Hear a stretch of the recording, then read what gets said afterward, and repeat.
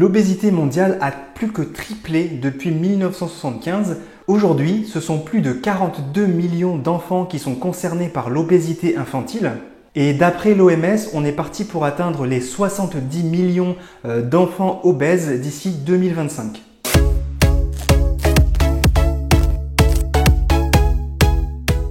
Salut, c'est Christophe. Alors aujourd'hui, je pousse un coup de gueule pour parler de l'obésité infantile, l'obésité chez les enfants qui touche énormément d'enfants dans le monde, comme je te le disais, et en France, on est aussi impacté.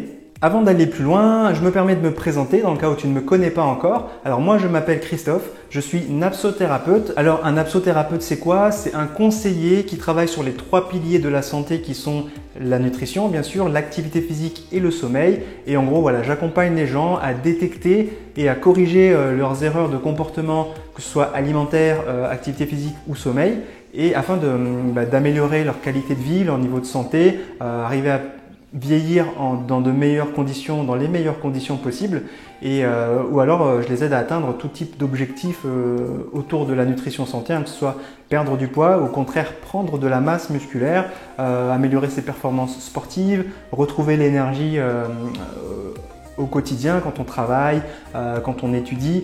Donc voilà, et sur ma chaîne YouTube Christophe Spirit, toutes les semaines, je partage une nouvelle vidéo pour te parler d'un sujet autour de mathématiques, que ce soit un sujet d'actualité, un sujet un peu plus fondamental ou donner des astuces ou pour expliquer des choses qui malheureusement pour moi ne sont pas assez partagées et vulgarisées. Voilà. Donc si tu n'es pas encore abonné à ma chaîne, je t'invite à t'abonner maintenant en pensant bien à cliquer sur la petite cloche pour ne pas rater toutes mes prochaines vidéos et mes pépites que je vais partager toujours sur cette thématique. Tu peux apprendre beaucoup de choses en regardant mes vidéos régulièrement. Bon, maintenant, rentrons dans le vif du sujet. Je vais parler de l'obésité chez les enfants. Alors aujourd'hui, l'obésité, c'est une maladie reconnue parce que déjà, elle altère grandement la qualité de vie de la personne obèse, qu'elle soit adulte ou enfant. L'obésité amène des complications de santé parfois sévères qui sont parmi aujourd'hui les principales causes de décès dans le monde, à savoir le diabète, tout ce qui est maladies cardiovasculaires, toutes les maladies métaboliques. Ça augmente le risque de faire des AVC ou même ça augmente le risque de développer certains cancers. Alors comment on sait qu'un enfant est obèse? C'est un peu comme un adulte, on se base sur l'IMC, à ceci près que pour les enfants c'est un peu différent parce que leur corps évolue très vite et du coup le ratio taille et poids n'est pas aussi linéaire que chez un adulte. Mais ceci dit, aujourd'hui on peut se baser sur la courbe de corpulence qui est inscrit dans le carnet de santé de tout enfant en France, surtout qui est suivi par un médecin, par un pédiatre. Il faut savoir qu'en France, le carnet de santé a été créé depuis 1939 et est obligatoire pour chaque nouvelle naissance depuis 1945. Donc ça fait vachement longtemps que c'est en place.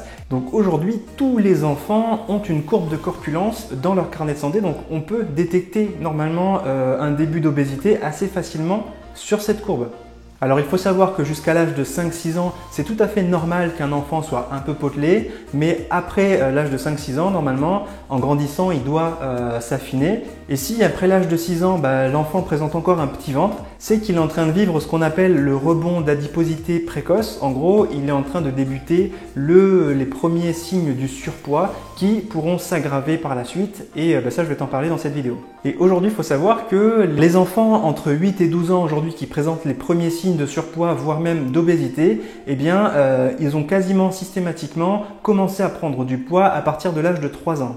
Et là, je vais te partager un chiffre qui, moi, me révolte, c'est que des enfants qui sont en surpoids ou obèses à l'âge de 10 ans ont 75% de chances de rester obèses jusqu'à l'âge adulte, avec tous les risques sur la santé que cela représente, et je vais t'en parler après. Et là où est mon coup de gueule, c'est que je me dis que ce n'est pas normal qu'à l'âge de 10 ans, il y ait autant d'enfants qui soient en surpoids ou en obésité, alors qu'on aurait pu le détecter depuis l'âge de 3 ans dans le carnet de santé, en suivant les courbes de corpulence, ou même en voyant des choses. Donc, on peut travailler là-dessus, il y a des choses à faire, on peut mettre en place des solutions pour éviter que ça grandisse et je vais t'en parler d'ici la fin de cette vidéo, donc reste bien avec moi. Mais ce n'est pas normal et c'est pour ça que je fais mon coup de gueule aujourd'hui.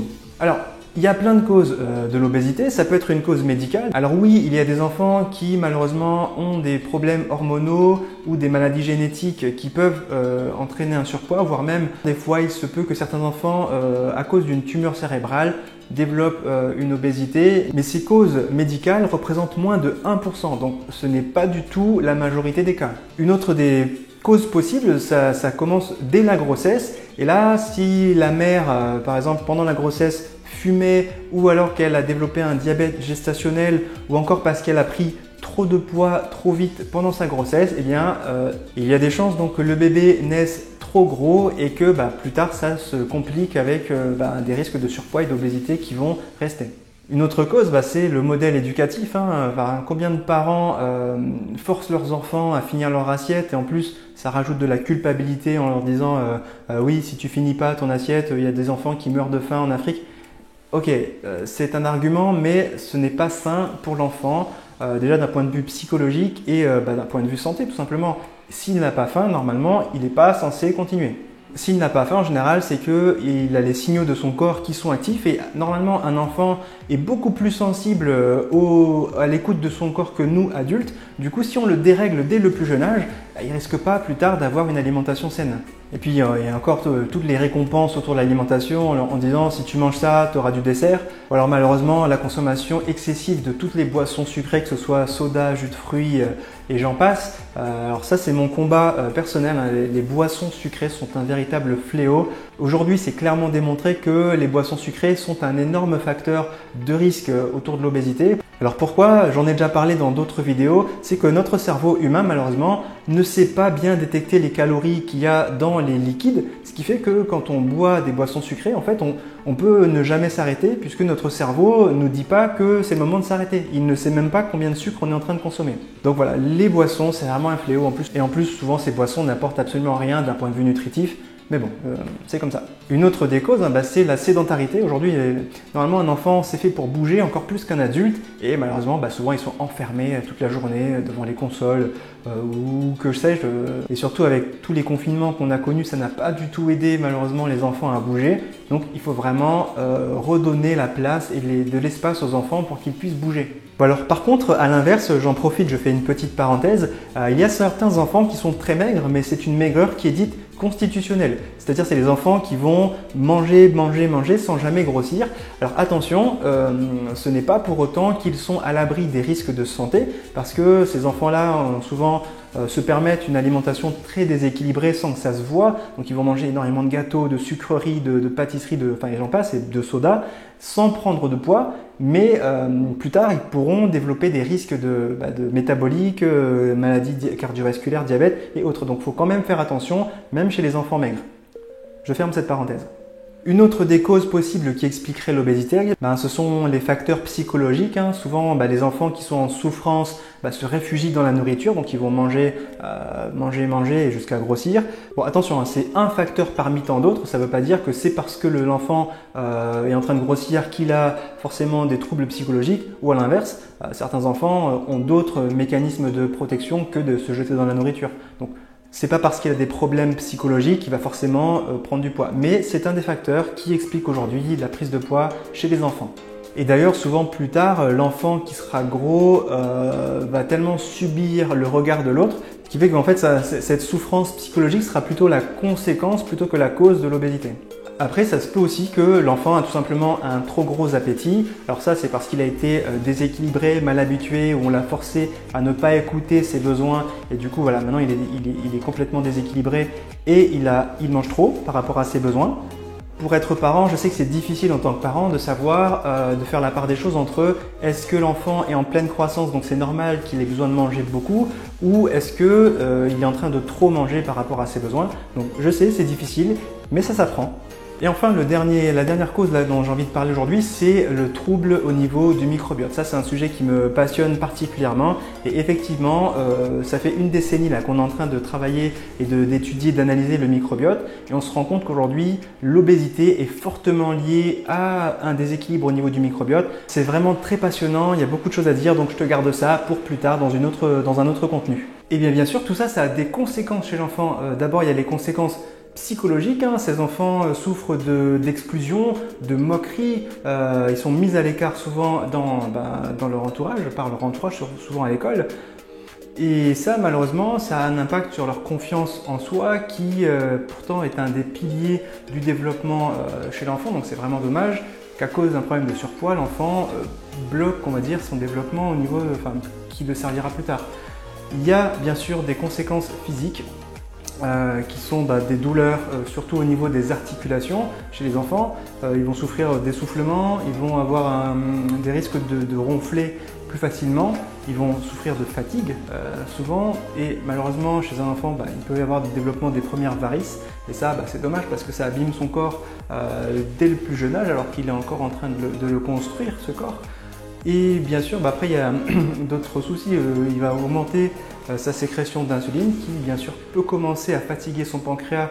À cet âge-là, ça ne devrait pas être le cas. Il va avoir une augmentation des triglycérides dans le sang. Pareil, c'est des risques de facteurs de maladies cardiovasculaires et métaboliques. Il risque aussi une surcharge de graisse précoce au niveau du foie. Un enfant ne devrait pas avoir ces problèmes-là. Et puis, ça peut être la source d'autres problèmes de santé qui seront plus graves et qui peuvent l'accompagner sur le long terme, malheureusement. Il peut commencer à développer l'apnée du sommeil dès le plus jeune âge. Encore une fois, ça peut être très très inconfortable à vivre. Et puis, tout ça, en fait, ça contribue à mettre en péril son avenir socio-professionnel et son développement qui va l'aider à s'intégrer et à s'intégrer dans la société. Alors, quels sont les signes d'alerte de l'enfant obèse ou en surpoids? Il y a la fameuse courbe de corpulence, comme je te le disais, dans le carnet de santé. Il y a aussi, faut faire attention à ce fameux rebond d'adiposité précoce, donc il faut le surveiller. Et bien, si on ne fait rien, ça augmente d'autant le risque de devenir obèse pour ces enfants. Et un autre signe d'alerte, je te disais que l'IMC, c'est pas forcément adapté sur les enfants. Il y a un autre calcul qui est très intéressant, c'est qu'il faut que le tour de taille, c'est-à-dire le tour du corps là au niveau du nombril, divisé par la taille totale de l'enfant, soit inférieur à 0,5. Bon, je te mettrai ça en commentaire, le petit calcul, si jamais ça t'intéresse. Et bien quand cette valeur dépasse les 0,5, c'est que l'enfant a un excès de graisse abdominale. Donc ça, c'est un facteur de risque de développer de l'obésité et donc toutes les maladies cardiovasculaires qui vont avec, les risques métaboliques accrus et j'en passe. Alors bien sûr, l'idée c'est pas de culpabiliser les parents, je sais que c'est compliqué et surtout les parents se sont déjà fortement fautifs et en plus il n'y a pas de modèle de l'enfant gros. Quelqu'un de gros, ça ne veut pas forcément dire qu'il mange n'importe quoi et l'excès de poids ne reflète pas forcément un déséquilibre alimentaire au niveau de la famille. Ça peut avoir d'autres explications. Surtout, chez un enfant en obésité, il ne faut jamais faire de régime restrictif parce qu'il a des besoins vraiment très importants et un régime pourrait complètement détruire sa santé, donc déjà bousiller sa croissance et lui faire d'énormes carences qui vont avoir un impact tout au long de sa vie qui ne pourra jamais être rattrapé. Donc jamais de régime restrictif chez un enfant, aucune interdiction alimentaire, bien sûr, il faut juste faire un rééquilibrage et une rééducation de l'enfant pour lui apprendre à manger correctement, aux bonnes heures, dans les bonnes quantités. Pour ça, il peut être intéressant d'aller discuter soit avec le médecin de famille, soit avec le pédiatre pour parler des objectifs à atteindre. Mais sinon, je recommanderais plutôt moi d'aller voir un spécialiste de la nutrition parce qu'il faut savoir que dans la médecine française, dans les cours de médecine, il n'y a pas de spécialisation dans la nutrition. Donc, à moins d'être en face d'un médecin qui s'est spécialisé et qui est nutritionniste, il y a peu de chances que la nutrition fasse partie du cursus du professionnel. Et souvent, malheureusement, la nutrition passe en second plan chez ces professionnels de la santé, sauf bien sûr certains médecins qui sont passionnés par ça et qui se sont auto-formés, on va dire, ou qui ont aujourd'hui suffisamment de recul et d'expérience pour correctement accompagner et conseiller autour de la nutrition. Et bien sûr, si c'est un enfant trop sédentaire, il faut l'encourager à recommencer à bouger. Bon, il ne s'agit pas de l'inscrire à des cours d'arts martiaux super compliqués, juste le fait d'aller marcher, d'aller bouger, de courir dans le jardin au moins 1 heure par jour, rien que ça change complètement la donne. Bon, bien sûr, tu l'as compris, l'idée ce n'est pas de faire maigrir l'enfant, mais juste faire en sorte qu'il grossisse moins vite en grandissant et normalement il va finir par s'affiner parce qu'il a la chance d'être encore en pleine croissance. Donc du coup, toute cette surcharge pondérale, on va dire, va être modelée encore jusqu'à la fin de sa croissance. Et au final, la meilleure solution, c'est la prévention. Il se trouve que voilà, je suis coach nutrition santé, je suis aussi napsothérapeute et j'ai été formé spécifiquement à la nutrition pédiatrique, la nutrition de l'enfant. Les enfants ont tous des besoins différents en fonction de l'âge par rapport à des adultes. Donc un accompagnement et une éducation particulière devraient être faites pour que les enfants puissent grandir et s'épanouir dans les meilleures conditions possibles. Si jamais tu en as besoin et que tu as besoin d'en discuter avec un spécialiste, tu peux me contacter déjà en prenant rendez-vous avec moi. Je te mettrai le lien de mon calendrier dans la description de cette vidéo. Il s'agit de discuter un quart d'heure, 20 minutes, sans aucun engagement pour comprendre un peu éventuellement les besoins de ton enfant si il est en train de développer un surpoids ou de l'obésité tout simplement. Voilà, j'espère que tu auras appris des choses dans cette vidéo et maintenant tu es convaincu comme moi que l'obésité chez les enfants c'est une aberration, ça ne devrait pas exister. Il faut absolument qu'on travaille tous ensemble à éduquer nos enfants et même nous en leur donnant l'exemple. Donc voilà, il y a vraiment beaucoup de choses à faire. Ce n'est pas normal qu'aujourd'hui il y ait autant d'enfants obèses. Voilà, il y a quelques décennies, le problème majeur dans le monde c'était un manque de nutrition. Aujourd'hui, on est clairement passé de l'autre côté de la barrière, ce qui n'est plus normal. Aujourd'hui, les gens meurent plus de suralimentation que de dénutrition dans le monde. C'est vraiment catastrophique d'en être arrivé là. Voilà, n'hésite pas à commenter dans cette vidéo si toi tu es parent et que tu as des enfants en surpoids, voilà, comment tu le gères au quotidien. Est-ce qu'ils ont des complications au niveau de santé? Voilà, partage-moi tout ça et je le lirai avec grand intérêt. Ou bien si toi-même tu es un enfant ou un ado et que tu regardes cette vidéo, écris-moi là ce que tu ressens, comment tu le vis, est-ce que le niveau santé, voilà, c'est bien, c'est pas bien. Donc toi aussi, écris-moi en commentaire ce que tu ressens et je me ferai un plaisir d'aller lire tout ça. Bon, avant de finir, je t'invite à pouce bleuter cette vidéo comme toujours, ça me fait plaisir, ça m'aide à me développer et ça m'aide à faire grossir ma chaîne parce que je sais pas si tu as vu une de mes dernières vidéos dans laquelle je disais que en passant les 1000 abonnés avant le 31 décembre 2021, je me rase la tête. Donc si tu l'as pas vu, je te mettrai le lien ici pour que tu ailles la regarder. Mais voilà, c'était juste une petite parenthèse comme ça. Sinon, moi, je n'ai plus qu'à te dire à la semaine prochaine pour une nouvelle vidéo. D'ici là, prends soin de toi. Ciao, ciao!